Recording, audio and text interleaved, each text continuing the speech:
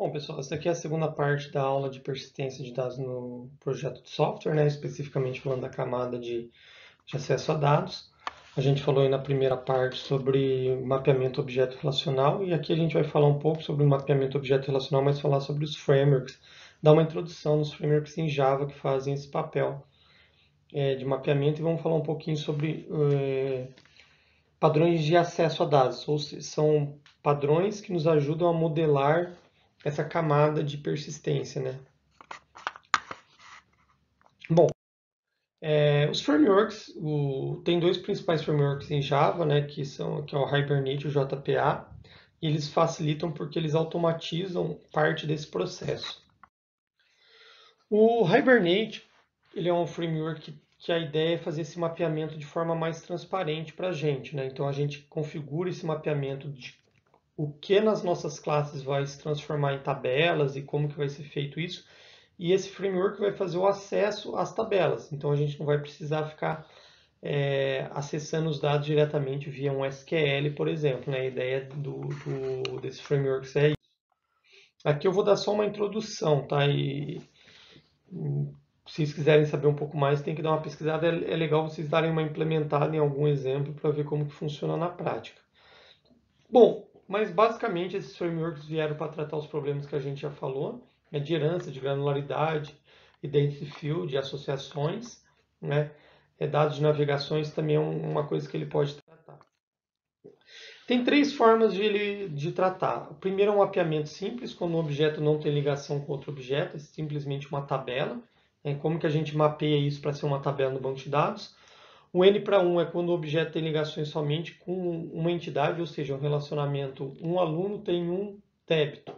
Né? Então existe um objeto débito no aluno, e ali é um relacionamento 1 para N é quando o objeto tem relação com um array. Né? Não existe o N para N porque a gente pensa somente num objeto por vez. Né?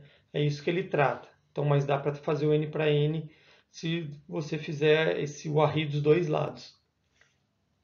Vamos ver exemplos aqui. Bom, o primeiro exemplo aqui a gente vai fazer o exemplo mais simples, no qual a gente não tem relacionamento. A ideia então é a partir de uma classe a gente fazer o mapeamento para as tabelas que vão ter no banco de dados desse cara. Então aqui, exemplo, a gente tem uma classe aluno, que tem os campos, a gente não tem o identity field, né? Então poderia ter adicionado, porque a gente tem que definir sempre uma chave primária. Então o mapeamento é feito a partir de um XML, né, no qual a gente vai descrever como cada atributo da classe vai ser armazenado no banco de dados. Então aqui a gente está dizendo que aluno, que está no pacote modelo, né, não está descrito aqui, mas está no pacote modelo, a gente vê por aqui, vai mapear para uma tabela aluno. Tem um ID, a gente define um ID, como eu não tenho identity field, eu preciso definir um campo que vai ser chave primária. No caso aqui eu defini matrícula, e você define o nome da coluna. O ideal é que seja, para facilitar, o nome dos campos da classe seja os mesmos das tabelas. E depois você vai definir as properties, né, que são os campos da tabela. Então, nome, CPF e endereço são propriedades. Você vê que não precisa definir o tipo de dados, que ele vai fazer isso automaticamente para você. Então esse é o mais simples, você vai fazer um XML de mapeamento. Além desse XML de mapeamento, você tem um XML de configuração, tá? Que você vai ter que descrever dados sobre o banco, onde que o banco está, usuário, senha de acesso e coisas do tipo. Bom, o segundo modelo é o 1 para N, né? No qual, além de definir as propriedades, o ID, você vai definir uma relação com outro objeto, que é esse daqui, né? Então, um débito tem uma relação com um aluno. Então, no caso aqui, eu vou definir a mesma coisa, a classe, a tabela, o ID, as propriedades, só que aqui eu vou ter o relacionamento N para 1, né? Many to one de aluno com matrícula. De aluno, quer dizer. Então, eu estou dizendo que débito tem um relacionamento com o aluno, ou seja, um débito pode ter um relacionamento com um aluno. E aqui eu estou fazendo o fact select, né, para dizer que ele pode atuar na seleção. Bom, o terceiro seria o relacionamento 1 para N, né, one to many, para a gente definir quando um objeto tem relação com um array de outros objetos. Vai ser a mesma coisa, toda parte superior, e aqui a gente vai definir um set, né, no qual eu vou ter a table, vou dizer que ele é inverso, e aqui uma diferença, além do fat select, vai ter o cascade persist. Por quê? Toda vez que eu persistir o empréstimo, eu vou persistir também os itens de empréstimo que estão dentro dele, né? Então vai ser em cascata essa persistência. E aqui eu defino que o item de empréstimo para empréstimo é o one to many. Bom, então no Hibernate a gente tem que fazer essa configuração toda por meio de uns arquivos XML, é um pouco trabalhoso. E tem uma evolução dele que é o JPA. Né? O JPA é o Java Persistent API. E a vantagem dele é que a gente só precisa em XML fazer o arquivo de configuração. O resto tudo é feito por notation no próprio código. E no JPA a gente trabalha com o conceito de objeto POJO, que são objetos de persistências. Então, quando a gente cria lá na camada de modelo objetos bem sucintos, bem coesos, como o aluno, que só tem os dados dele mais nada, não trata outros interesses, um dos objetivos é esse, né, que ele seja um objeto POJO, que aquele aluno seja como se fosse uma tabela aluno. Você não vai ter na tabela aluno informações sobre o débito, né? Então, quando você faz uma modelagem adequada orientada a objeto, vai facilitar lá na frente na persistência. Ela não é intrusiva, porque você coloca apenas algumas notations, que a gente vai mostrar ali, e você pode usar a própria linguagem do Java, né, o Java Persist Query Language, para fazer as consultas. Bom, uma desvantagem de qualquer um desses frameworks é que ele é um pouco mais lerdo, porque você vai, no final, você está criando uma camada entre a tua aplicação e o banco de dados. O Java Persist Query Lang nada mais é do que uma camada que vai transformar a tua consulta numa consulta SQL, que é o que o banco entende, né? Então, tem essa desvantagem aí. E daí também, lógico, a configuração é muito mais simples e a integração com o teste é mais fácil da gente realizar. Então essa seria uma ideia, muito mais simples. Aqui eu faço daqui uma annotation, coloco um arroba no código, eu estou dizendo que o aluno é uma identidade. Então aqui claramente eu já estou dizendo, você não vai precisar fazer um XML configurando, né? O framework automaticamente vai criar uma tabela a partir disso e vai definir matrícula como ID, muito mais simples que o Hibernate. Mesma coisa aqui, ó, entity debit, o ID e aqui o manage one, né? E daí você vai ter que configurar qual a coluna referenciada, que é matrícula, chave primária. Aqui você pode configurar um campo date, né? Tem algumas características que depois vocês têm que dar uma olhada para configurar melhor, mas vocês estão vendo que é tudo por notation, você coloca lá nas classes POJO, que na teoria estão na classe de modelo. E o relacionamento one-to-many, aqui eu defini o cascade e o ID item de empréstimo. Né? Então essa modelagem é muito mais simples de implementar. E aí você vai ter um arquivo de configuração que também tem no Hibernate, que você vai ter que dizer. Então aqui, ó, ele vai procurar por objetos POJO, por notation na classe aluno, na classe débito, na classe empréstimo, na classe livro.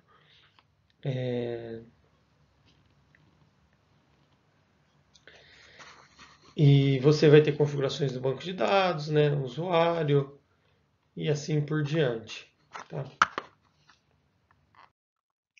Bom, uma vez que a gente trabalhou com mapeamento objeto relacional, seja na mão, igual a gente viu na primeira aula, ou seja usando o framework, uma outra coisa importante é como tratar o acesso a dados. Para que existe a camada de acesso a dados? Para você fazer a persistência, mas não vai ser uma única classe que vai fazer, porque assim como as outras classes, outras camadas, você vão ter diferentes classes tratando diferentes interesses nessas camadas. Então existem alguns padrões na literatura para tratar acesso a dados. O principal é o DAO, que é o Data Access Object. né?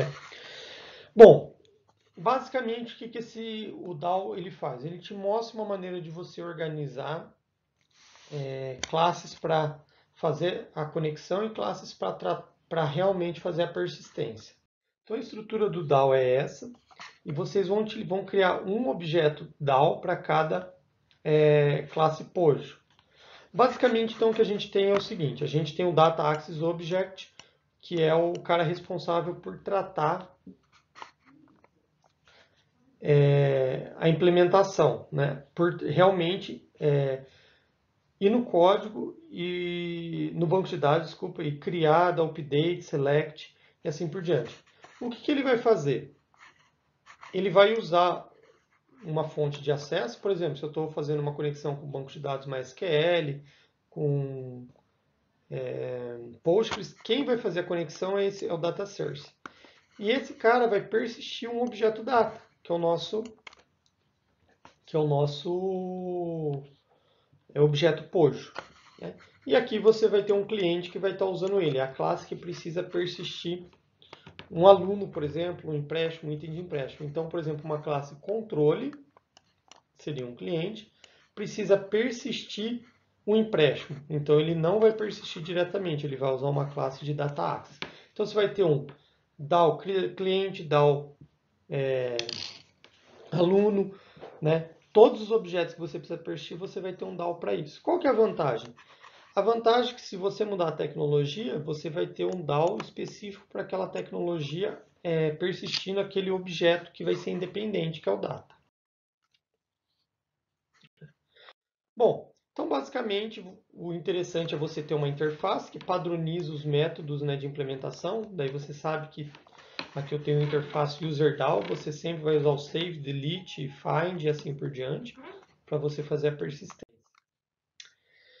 E aqui eu fiz uma interface generic DAO e vou implementar diferentes DAOs. Um com JBC, um com JDBC, outro com Hibernate e assim por diante. Né? Então a gente pode estender esse modelo. Então a gente pode usar um generic porque a gente usa esse. Para quem nunca viu em Java, você pode fazer uma classe genérica que ele vai implementar o objeto que você está tratando. Então, se você estiver passando aqui como um aluno, o produto ele vai funcionar. Bom, na prática, então, como que funciona? A gente vai ter uma classe usuário DAO JDBC, que implementa aquela tua classe genérica, que é essa classe aqui. E aqui eu estou fazendo, na verdade, desculpa, aqui deveria ser Hibernate. Tá? Então aqui eu tenho o código para salvar um usuário, que é o meu data, que eu passo o objeto como parâmetro e faço o salvamento. Aqui é um código para salvar em Hibernate. Então ele abre uma sessão, recebe o objeto e Hibernate é mais simples. Ó, eu salvo o usuário inteiro. O framework faz isso para você e dou um commit e depois fecho. Tá. Bom, o diagrama de sequência de como que isso é implementado. Ó. Então, a classe controladora ela não vai mais chamar um aluno. Quem vai chamar, ela vai instanciar o DAO. O DAO vai instanciar o data source, que vai fazer a conexão com o banco de dados. E aí, o data source vai no banco de dados e vai fazer um select. Fazendo o select, vai retornar todos os dados que ele precisa para instanciar um aluno. Então, é o DAO que instancia um aluno. Mas o aluno também pode ser instanciado pela biblioteca, caso os dados para instanciar um aluno venha da interface. Né? Então, o aluno, se vocês virem no modelo DAO, ele é instanciado de duas formas. Pode ser instanciado tanto pelo DAO quanto pelo cara que está usando. Né? No caso, os dados para instanciar um aluno via da interface é a controle que instancia. Se você precisar dos dados do banco de dados para instanciar, você vai utilizar o DAO. E daí a biblioteca recebe como retorno esse aluno.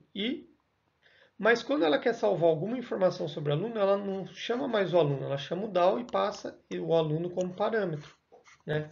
Para salvar, selecionar e assim por diante. E o DAO faz toda a execução.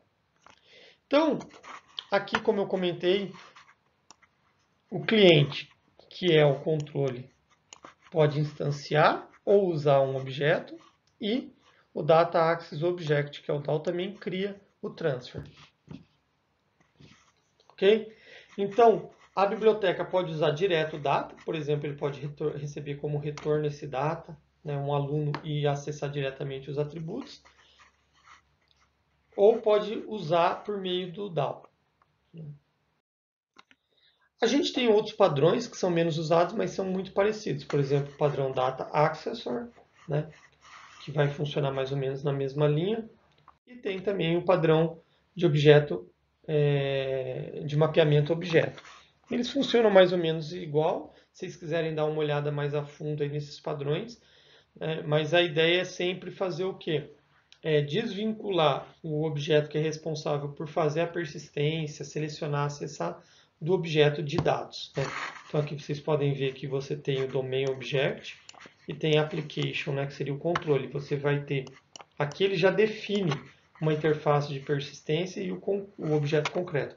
É muito parecido, né? E daí você tem os objetos, o database driver, né, que ele precisa. É muito parecido para você utilizar, só que funciona de forma diferente. O DAO, eu gosto mais do DAO, e você pode manipular ele de forma diferente, igual a gente fez, dando uma modificada, colocando, por exemplo, uma interface genérica, dá para a gente trabalhar.